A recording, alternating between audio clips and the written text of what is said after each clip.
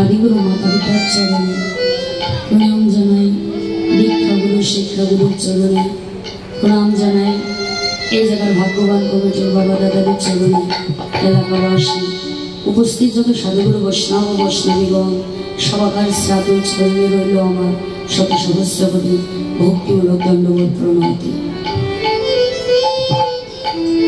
হরিবল জয় নিতাই, হয়নি দাদা ক্লিয়ার রাগ এসেন তো দেখুন বাবা আসর অঙ্গনে দাঁড়িয়েছি, কীর্তন বলার তেমন কোনো ভাষা দিয়ে জানা নেই। তো ইতিপূর্বে আপনারা যে লীলাটি রস আস্বাদন করলেন সেই লীলাটি ছিল প্রাতঃকালীন লীলা জাগরণ রসগায়। আমরা এখন যে লীলাটি রস আস্বাদন করব, যে লীলাটি স্মরণ করব, এই লীলাটি হচ্ছে পূর্বাহ্নকালীন লীলা, শ্রী শ্রী গমন বৈষ্ণব লীলা। লীলাটি পরিবেশনায় হয়তো আমার অনেক ত্রুটি হয়ে যাবে, আপনারা আদরের ছোট মেয়ে মনে করে, নয়নের নিজ ছোট ভক্তি মনে করে আমার সকল ত্রুটি ক্ষমার দৃষ্টিতে দেখবেন। জয় জয়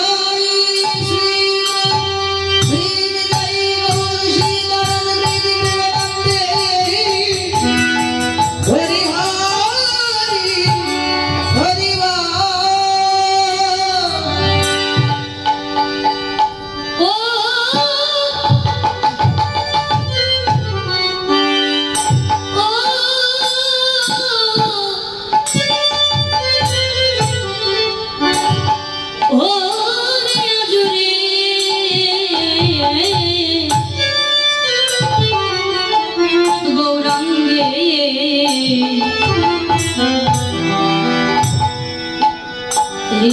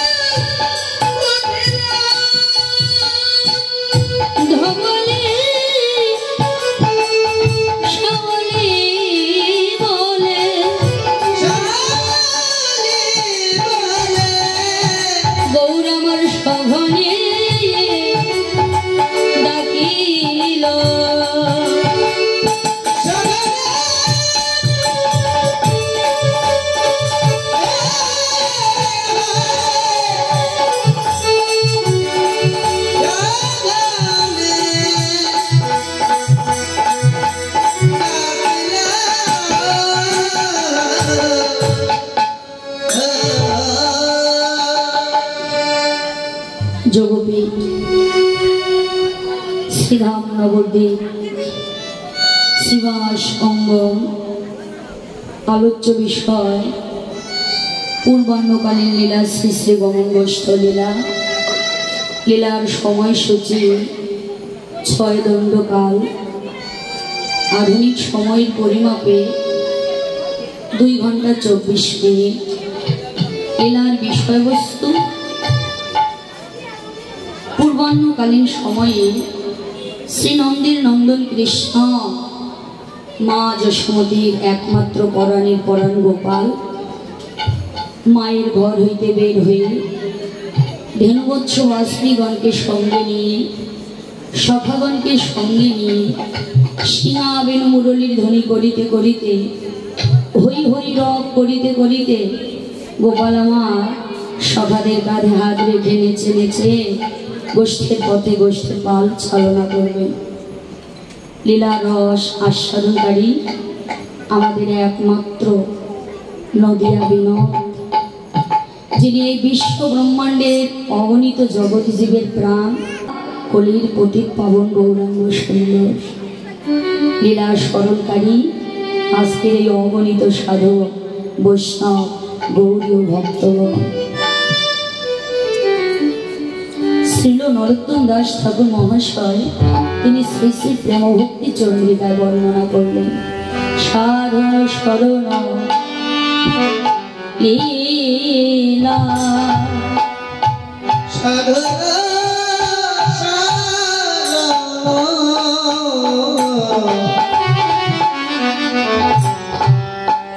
লীলা ইহাতে না করো হেলা,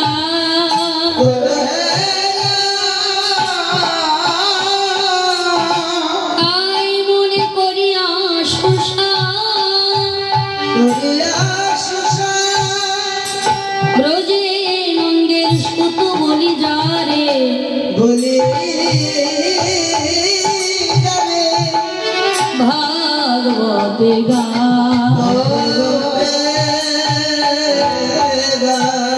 সেই সুত অবতীর্ণ আমার চৈতন্য গোসাই।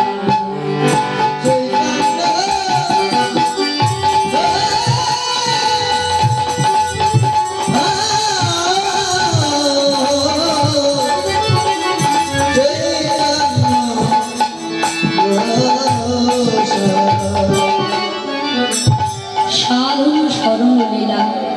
এই যে বাবা, এই জায়গায় শুরু হয়েছে প্রাতঃকালীন সময় জাগরণ রসদার।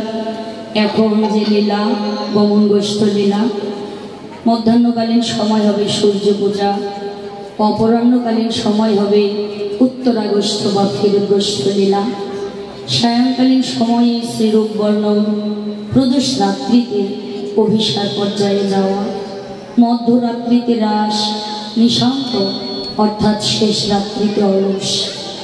8টি লীলা একত্রিত হয়ে অষ্টকালীন নিত্যলীলা কীর্তন, যা যে লীলা ভক্তরা প্রতিদিনই স্মরণ করে।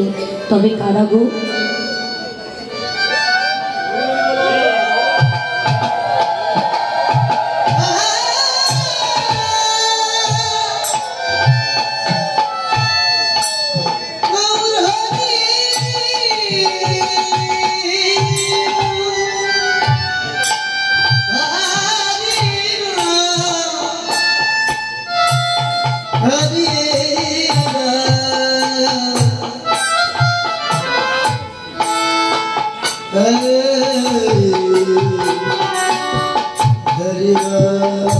এই লীলা স্মরণ করেন কারা?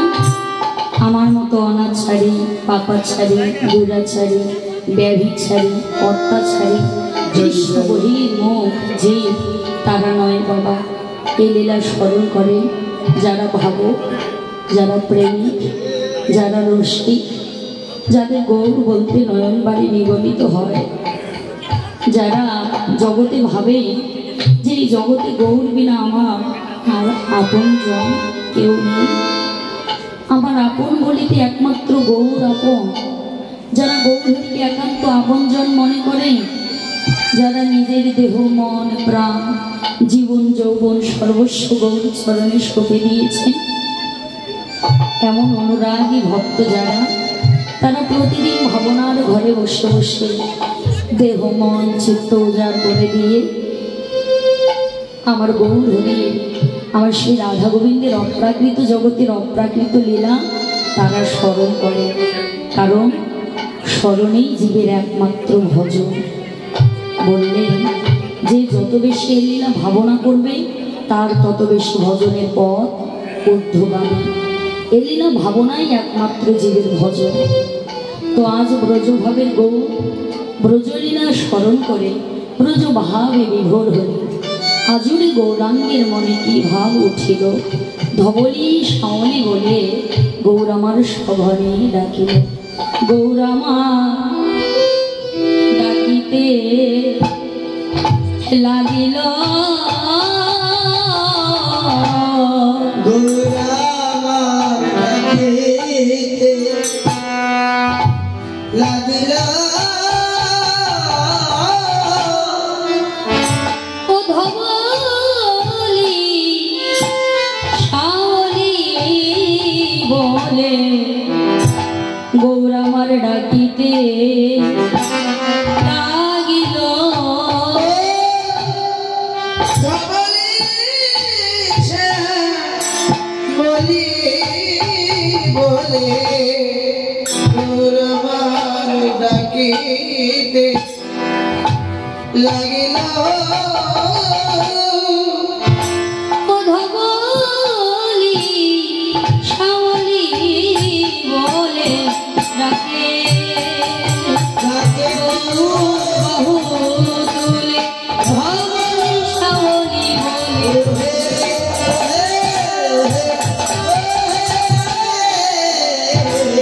গৌরামার ডাকিতে লাগিল। আজ গৌরাঙ্গ সুন্দর ধবলি শাওলি বলে ডাকছে, কিন্তু কেন মা? ধবলি শাওলি দুটি গাভীর না, এরা ছিল ব্রজধামে। নদিয়াতে তো কোনো ধবলি শাওলি বলে গাভী নেই, কিন্তু ডাকলেন কেন? আর এদের সঙ্গে আমার গৌরহরির কিসের সম্বন্ধ? কাউকে না ডেকে ধবলি শাওলিকে ডাকলেন।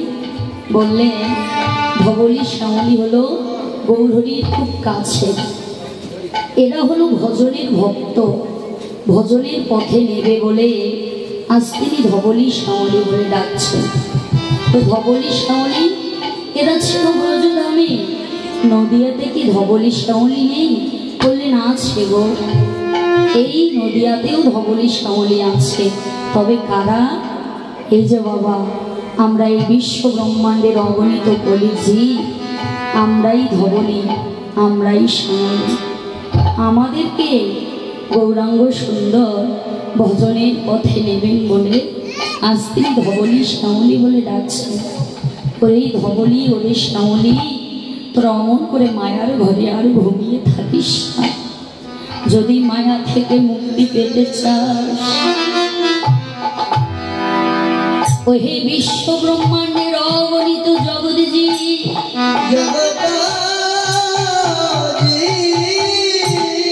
তোমরা যদি মায়া থেকে মুক্তি পেতে চাও, যদি কিতাব জ্বালা থেকে মুক্তি পেতে চাও,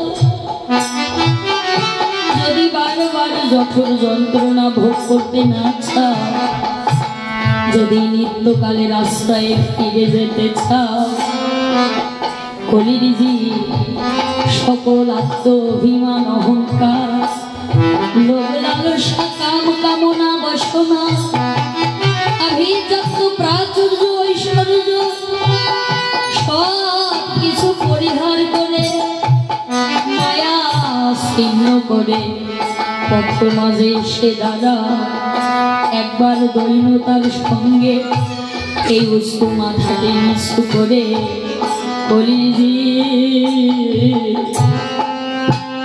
তোমরা সবে বদ ভরে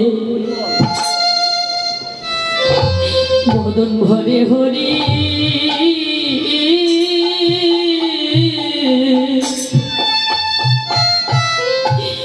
হরি বলো তোমরা বদল ভরে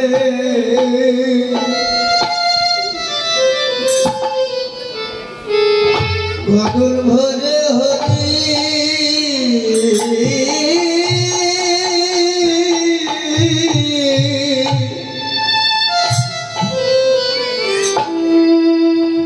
হরিবালা ও তোমরা হরি বলিলে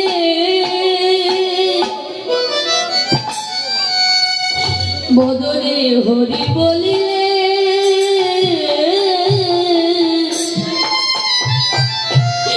তোমাদের সবার হবে ভালো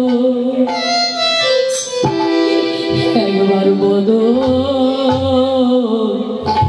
ভরে সবাই হরি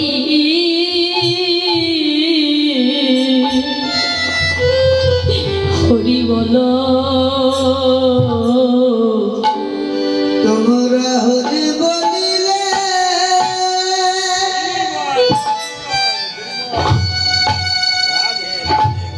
হরি বলিলে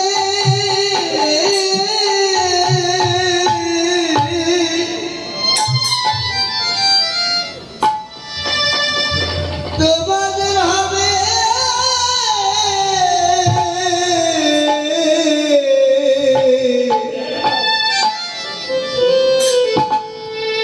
হবে ভালো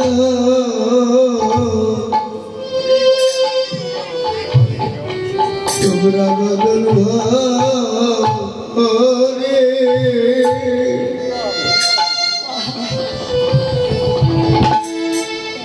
একবার হরি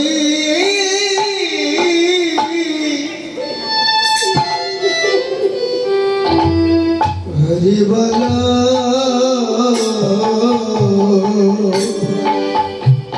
তোমরা হরি বলিলে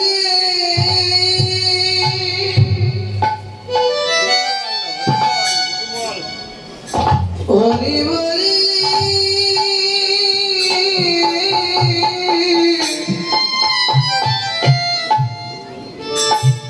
তোমাদের হবে ভালো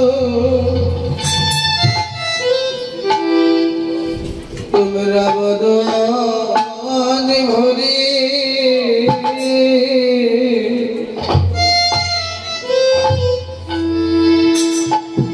একবার হরি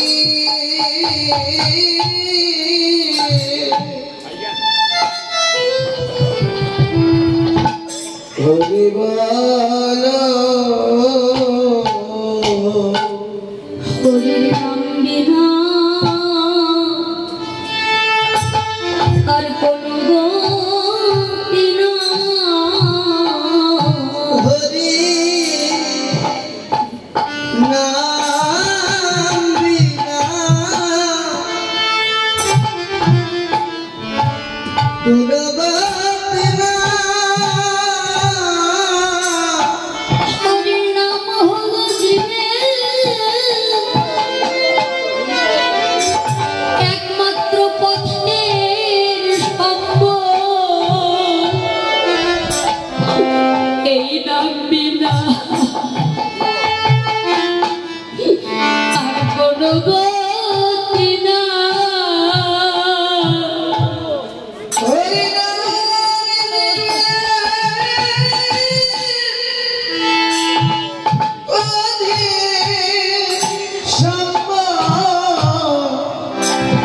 হরি নাম বিনা কোন গতি নাই হরির নামে জীবের পথের সম্বল এই নাম বিনা কোনো গতি না হরি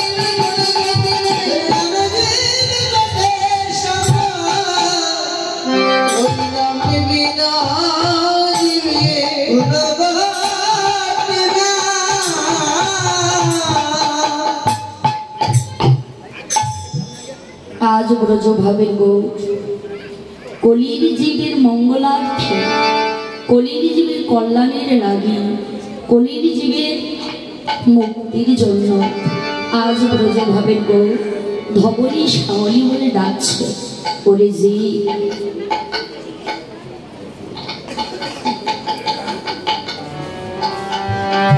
ভক্তিমতী মাসনোয়া ভগবান শ্রীকৃষ্ণের মুখ নিঃসৃত বাণী গীতা দক্ষিণা সিঁদুর ফল দান করলেন। ভগবান যেন ওনার মনোবাসনা পূর্ণ করেন, এভাবে ভক্ত সঙ্গ করে যেন নিজের জনম ধন্য করতে পারেন। এ জায়গায় আমার যত বাবারা, মায়েরা, দিদি ভাইয়েরা, দাদারা এসেছে, সবার মনোবাসনা যেন আমার গোবিন্দ পূর্ণ করেন। ভগবত চরণে যেন সবার উন্নতি থাকে, সবাই যেন অন্তিম সময় হা কৃষ্ণ প্রাণ কৃষ্ণ বলে এই জড় দেহটা ত্যাগ করতে পারেন। জয় নিতাই গৌরী।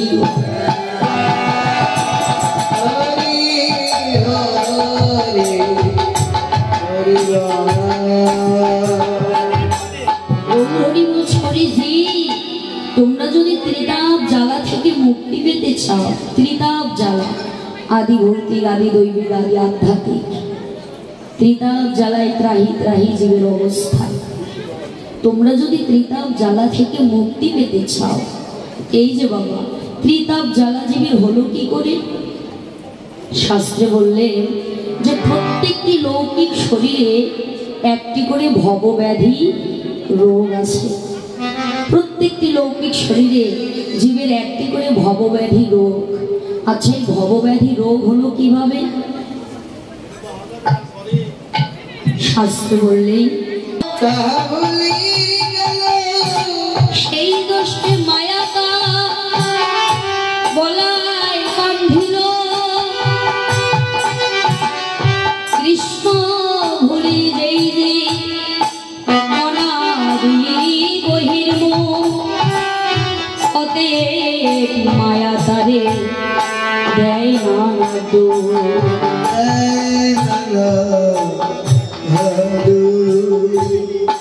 জীব হলো নিত্য কৃষ্ণ দাস।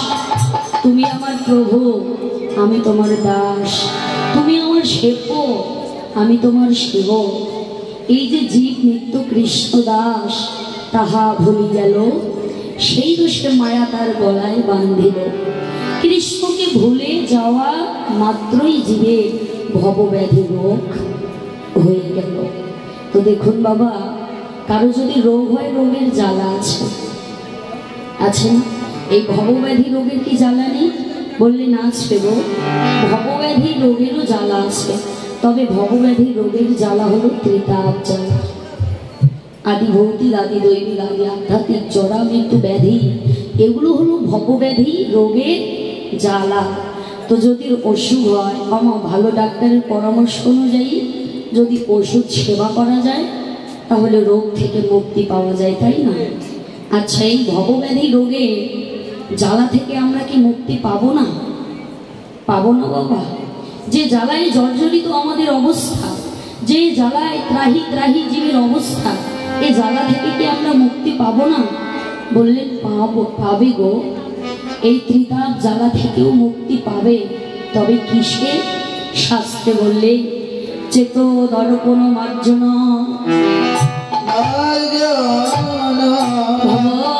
মহাদাবক্তি নির্বাপন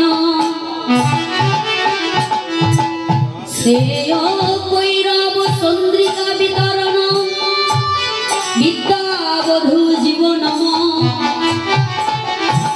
আনন্দাবধি বর্ধন প্রতি পদম পূর্ণামৃত সাধন সর্বত্র সনম পরম পরম বিজয়েতে শ্রীকৃষ্ণ সংকীর্তন। শ্রীকৃষ্ণ সংকীর্তন। এই ভবব্যাধি রোগ থেকে মুক্তি পাবার উপায় একমাত্র শ্রীকৃষ্ণ সংকীর্তন। এই চিত্তরূপ দর্পণে যে ময়লা লেগে আছে বাবা, দেখুন, আমরা যদি কেউ বদন দর্শন করতে চাই, আমাদের আয়নার প্রয়োজন, তাই না? আয়না ছাড়া কিন্তু বদন দর্শন হয় না। তো আয়নায় যদি ময়লা লেগে থাকে, আবর্জনা লেগে থাকে, আয়নায় কি বদন দর্শন করা যাবে না? তখন আয়নাটাকে ধুয়ে মুছে পরিষ্কার করতে হবে। তো আমাদের এই চিত্তরূপ দর্পণে যে মলিনতা, যে আবর্জনা, যে ময়লা লেগে আছে, এগুলো আমাদের কি দিয়ে দূর হবে? আর চিত্তরূপ দর্পণের মলিনতা বা কি? বললেন চিত্তরূপ দর্পণের মলিনতা হলো আমার, আমিত্ব, অহংকার, লোভ, লালসা, কাম, কামনা, বাসনা, এগুলো দিয়ে জর্জরিত আমাদের এই চিত্তরূপ দর্পণ, এগুলো দিয়ে পরিপূর্ণ। এগুলোকে সরাতে গেলে কি করতে হবে? শ্রীকৃষ্ণ সংকীর্তন। 10টে 5টে মিলি দ্বারে দেবসিয়া কীর্তন করো সরা করো তালি দিয়া। নিত্য নিত্য যদি আমরা এই কৃষ্ণ নাম বদনে উচ্চারণ করতে পারি, আমাদের এই চিত্তরূপ দর্পণের যত মলিনতা আছে, যত আবর্জনা আছে, যত ময়লা আছে, সব কিছু দূরীভূত হয়ে যাবে। বললেন আরে না, আরে না,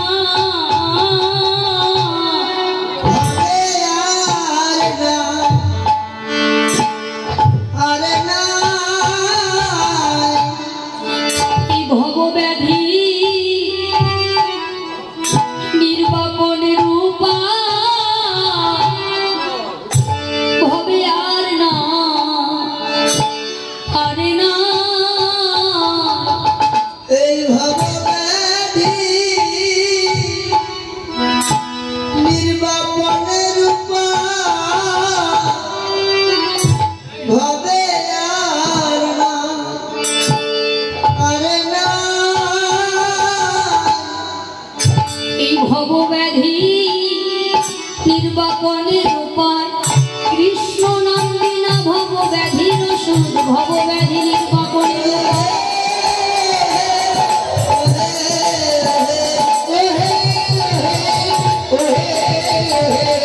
ভবে আর না, আরে না, ভবব্যাধি রোগ থেকে মুক্তি পাবার উপায় একমাত্র কৃষ্ণ নাম। ভবব্যাধি রোগের ওষুধ একমাত্র কৃষ্ণ নাম। এছাড়া জগতে আর কোনো ওষুধ নেই যে ওষুধ সেবা করলে আমরা ভবব্যাধি রোগ থেকে মুক্তি পাব, মায়া থেকে আমরা মুক্তি পাব। দেখুন বাবা, শাস্ত্রে বললে মায়াতে কোনো সুখ নেই, সুখ আছে মায়ার ওপারে। তুমি যারা সুখ ভাবো, সে তোমাকে দুঃখ দেবার তরে মায়ার আকার আছে ধারণ করে। সর্ব আত্মা গিলিবার তরে যেমন কেউ নাগিনীরে পুষ্পমালা মনে করে গলায় পড়ে, তার বিষে অঙ্গ জারো। দেখো, যারা সর্প নিয়ে খেলা করে, কখনো কখনো সর্পটাকে ভাবে এই সর্পটা একটা পুষ্পের মালা, ওই মালা মনে করে তারা সর্পটাকে গলায় পড়ে। কিন্তু ভেবে দেখবেন, যারা সর্প নিয়ে খেলা করে, কোনো না কোনো দিন ওই সর্পের দংশনেই কিন্তু তাদের মৃত্যু হয়। তো যেমন কেউ নাগিনীরে পুষ্পমালা মনে করে গলায় পড়ে, তার বিষঙ্গ যারো বাছাইবে তারে কে বলো। মায়া থেকে আমরা মুক্তি পাবো কি করে? বললেন সাধু ধনন্তরী ঘরে অপকটে আশ্রয় করে, তবে বিষ ঝাড়িবে ভিতর ও বাহিরে, তবেই তুমি ডুবিবে সুখ শহরে, ছাড়া অন্য কোথাও নয়। আমরা যদি সুখ পেতে চাই, শান্তি পেতে চাই, একমাত্র সাধুগুরু বৈষ্ণবের বাজারে গেলেই সুখ পাবো, শান্তি পাবো, আনন্দ পাবো। এছাড়া ওই মায়াময় সংসারে আমরা কোনোদিন সুখ পাবো না, শান্তি পাবো না। ওই মায়া আমাদেরকে কোনোদিন সুখ দিতে পারবে না। ভেবে দেখবে, এই সাধুগুরু বৈষ্ণবের বাজারে আমরা যতটুকু সময় থাকবো, আমরা সবাই সুখে থাকবো, শান্তিতে থাকবো। কারণ এই সময় আমাদের কোনো মায়ার কথা মনে নেই। সবাই আমরা সঙ্গে বসে আছি, সবাই আমরা ভগবৎ সঙ্গ লাভ করছি, সাধুগুরু বৈষ্ণবের বদন দর্শন করছি, সাধুগুরু বৈষ্ণবের চরণ ধরে অঙ্গে লেপন করছি, সাধুগুরু বৈষ্ণবকে পরশ করছি। এই সাধুগুরু বৈষ্ণবকে পরশ করলে হৃদয়ের যত জ্বালা যন্ত্রণা সব কিছু দূরে যায়। বড় তাপিত পরাণ শীতল হয়ে যায় একমাত্র সাধুগুরু বৈষ্ণবের পরশে।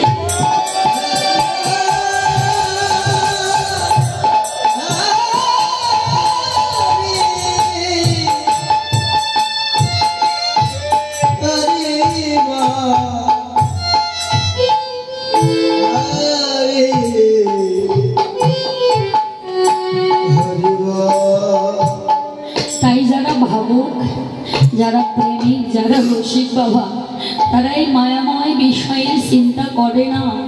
তারা সকাল সকাল ভাবনার ঘরে বসে বসে দেহ মন চিত্ত উজাড় করে দিয়ে গৌরহরিকে ডাকার মতো ডাকে, প্রাণ গৌরে। যেমন প্রভু জগৎবন্ধু ভাবনার ঘরে বসে বসে গৌর চরণে নিজে সমস্ত কিছু শোভে দিয়ে দুটি নয়ন গঙ্গা জল প্লাবিত করে কেঁদে কেঁদে বলেছিল, প্রাণ গৌরে বলো বলো কবে হরি হরি বলে দুটি নয়নের জলে ভাসিবে রস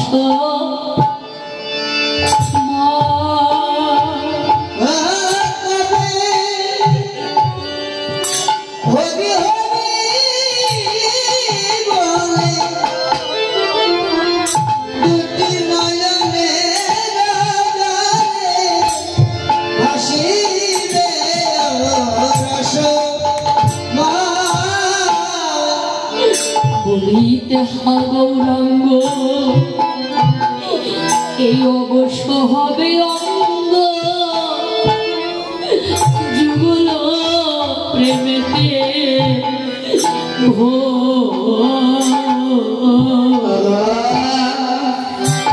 বলিতে গৌরাঙ্গ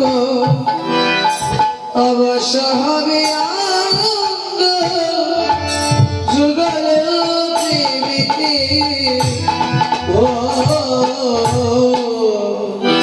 কবে হা কৃষ্ণ বলে আমারে প্রাণ কাঁদিবে, কবে হা কৃষ্ণ বলে এ প্রাণ কাঁদিবে, হা কৃষ্ণ বলে প্রাণিকা দিবে,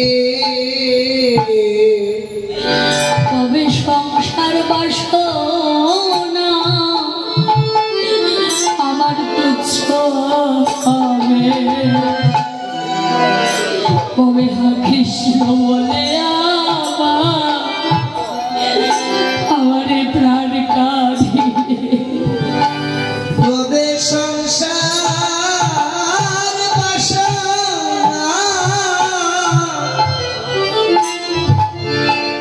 তুচ্ছ হবে, আমার এমন ভাগ্য কবে বা হবে, কবে সংসার বাসনা আমার তুচ্ছ হবে, কবে হা কৃষ্ণ বলিয়া প্রাণিকা দিবে, কবে আশার ছলনা কোনো লালনা কবে বা ঘুচিবে,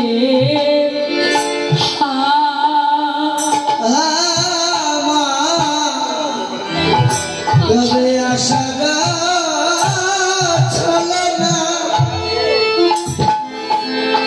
কোন লালনা কবে বা বুঝিবে,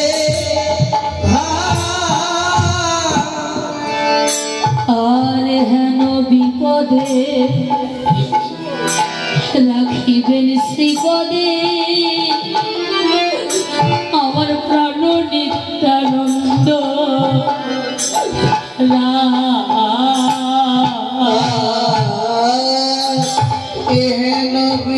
পদে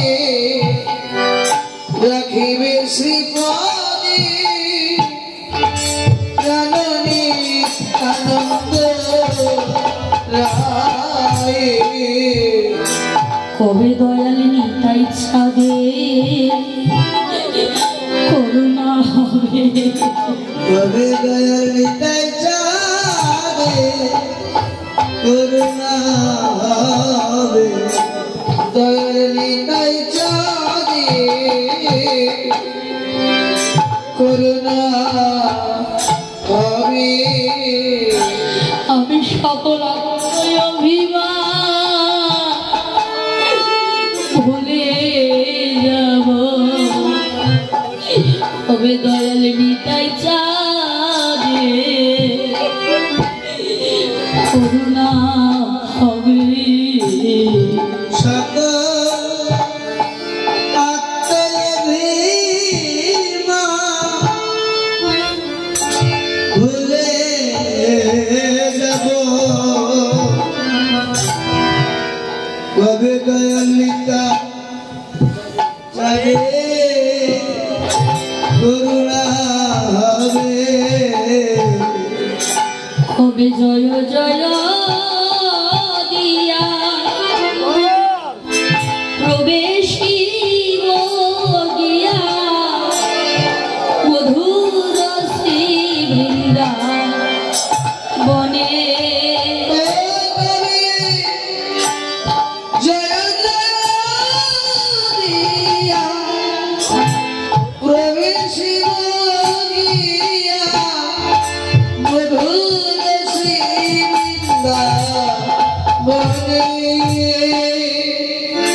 ও কবে অষ্টাঙ্গে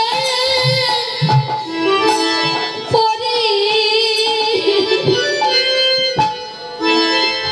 আমি ধুলাই দেব গনে, কবে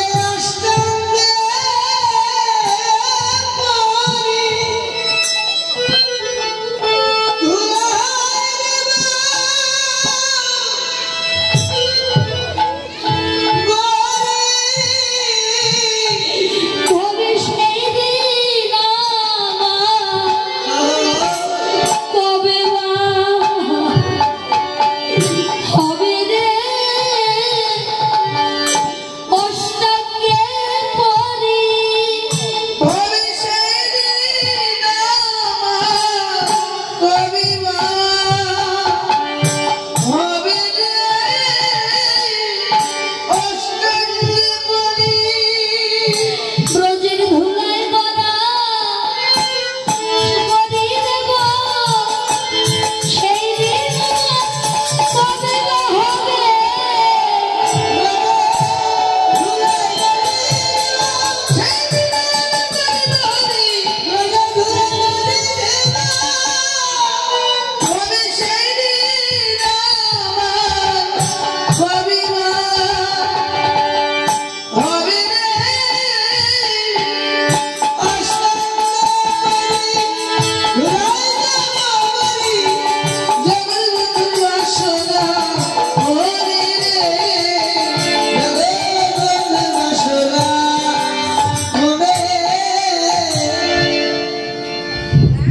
তো আজ ব্রজ ভাবের গৌরব বিশ্ব ব্রহ্মাণ্ডের অগণিত জগদীজি কলির জীবকে আজ ডাকছেন ধবনী সাবলী বলে। তো ব্রজে যখন কৃষ্ণ কানাইয়া ধেনুবৎস বাসনীগণকে ডেকেছিল, তখন তিনি মুরলীর ধ্বনি করত, বাঁশি বাজাত, বাঁশি বাজিয়ে মুরলীর ধ্বনি করে সমস্ত ধেনুবৎস বাসনীগণকে একত্রিত করত। তো এই নবদ্বীপে তো গৌরসুন্দরের বাঁশি নেই, হাসি নেই, ধরা নেই, চূড়া নেই, শিঙা নেই, বেনু নেই, তাহলে ডাকলেন কি দিয়ে? বললেন ওগো শিঙা বেনু মুরলী নেই, আবার আছে কি? শিঙা হলো করতাল, বেনু হলো মৃদঙ্গ, আর মুরলী হলো গৌরী সুধা মাখা। বেনু বিনা বিনিন্দিত কণ্ঠধ্বনি। এই সুললিত কণ্ঠধ্বনি করে আজ ডাকছেন ও সিংহাবেন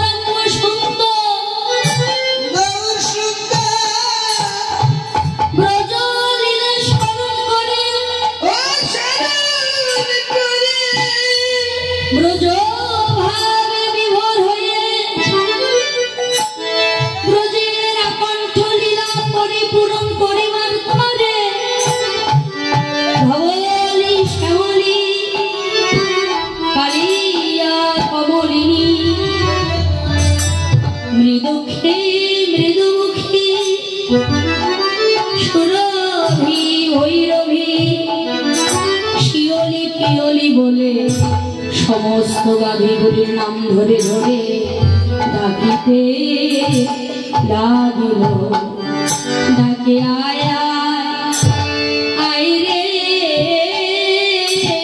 ডাকে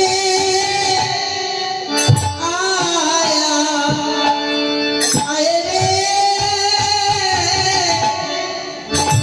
ও ধবলি ও শাওলি ডাকে আয়া আয় রে আরে ধবলি ও শ্যামলি ডাকে আয়া আয় রে ও ধবলি ও শাওলি ডাকে গৌর বাহু তুলি ও ধবলি ও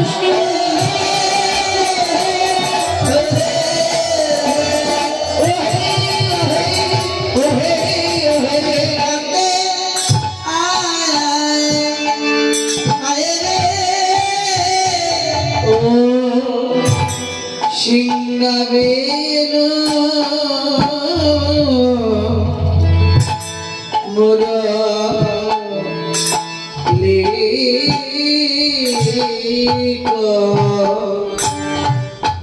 করিয়া জয় ধানী